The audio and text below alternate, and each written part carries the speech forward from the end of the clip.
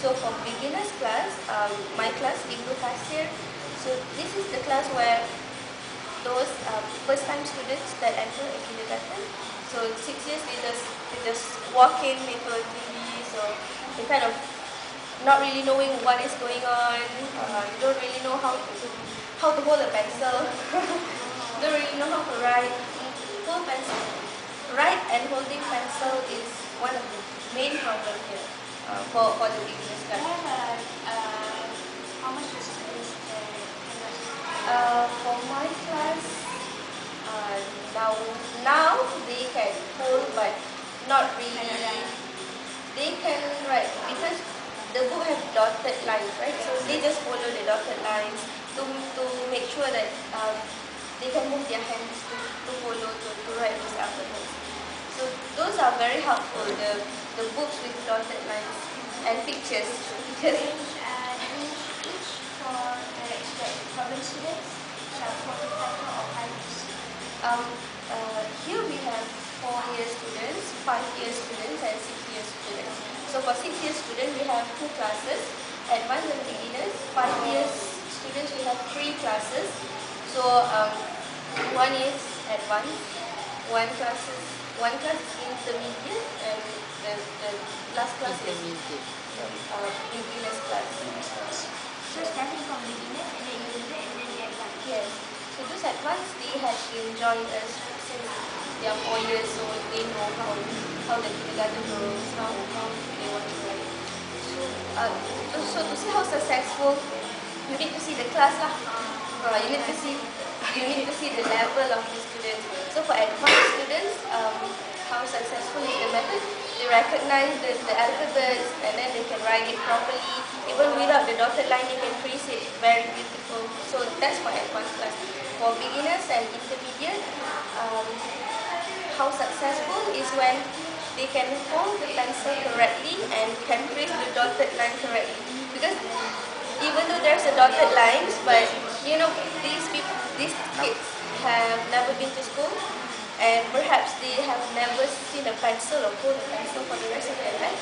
So we regard ourselves successful when they can hold the pencil correctly and follow the dotted line. So that is the indicator, and they can kind of remember A, B, C, 3 or 4 alphabets. That's the thing. That is how we know whether the method is successful. So you need to know the level of those classes first, and then from there you can start to yes. So our next question is going to be your opinion. You're going to be your own opinion after this. Next 4 to 5% after this. So next is for you, in your opinion. So what is the importance of teaching English at home? At home. Yes. Means parents. Is the importance of teaching English for preschool? Yeah. Confident. At home, sorry. Alright, so is it important to teach English? What is the importance? What is the importance? Alright, so as we all know, although the first language in the world is not English, but first language in Malaysia is actually English. Instead of we are living as a Malay in this Malay country, but the first language is English. So they need to be introduced to English since they are very small, because when you introduce English to them when they go to school, so they will kind of lost. Go to your class.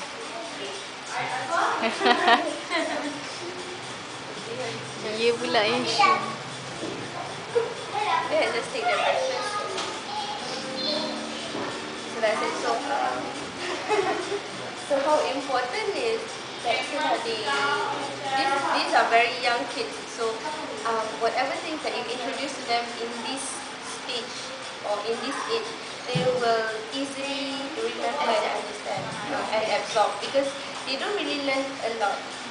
Then once they go to school, they have a lot to catch up. The school, the curricular and co-curricular, and then those subjects that you need to catch up, those examinations. So they need to be introduced earlier.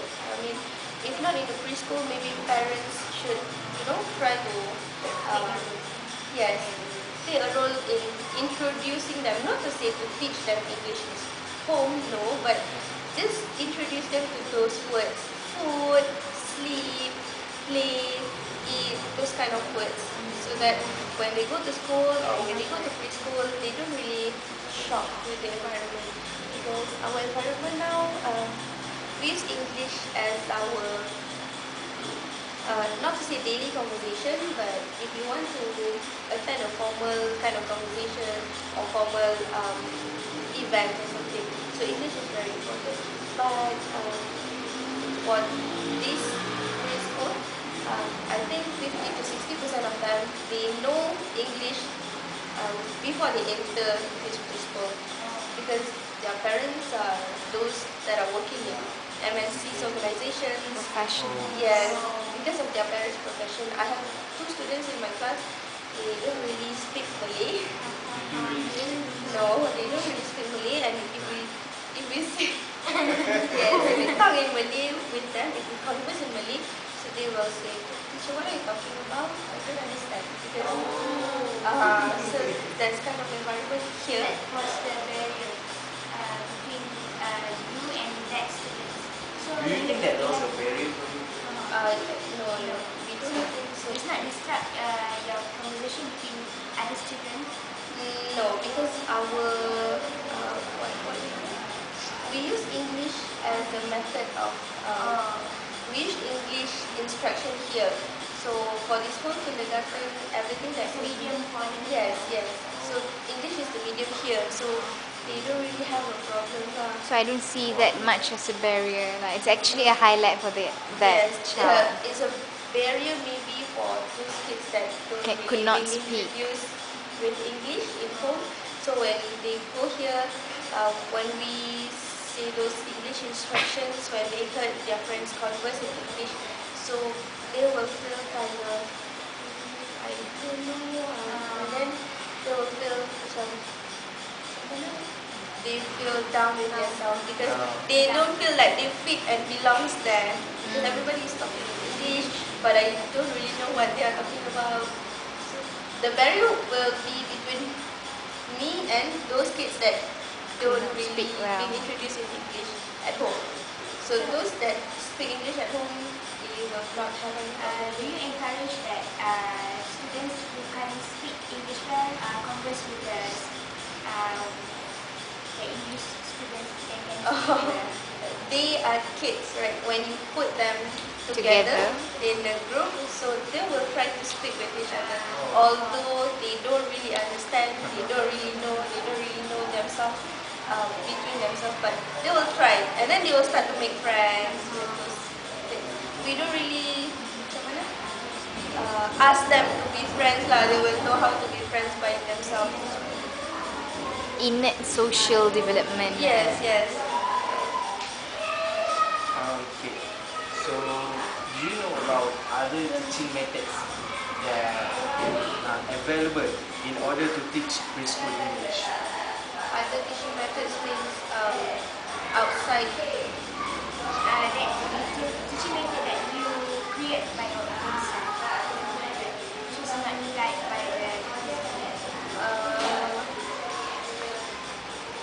We kind of governed by those lesson plans and policies that been given by the kindergarten. So, and the most important thing is the time constraint lah. We don't really have those times to create those teaching methods. And for your information, we have a lesson plan presentation before. I mean, if you want to teach next week, so this week you will need to present what you are going to teach next week to the principal. That is the principal and those supervisors. So they will listen to the methods that we are going to teach. They will see the material and then they will give comments. So those approaches or methods that they don't feel suitable, they will ask us to change it very quickly. So that is why we usually follow what had been written in the what do you call it? Lesson plan. Yes. So we followed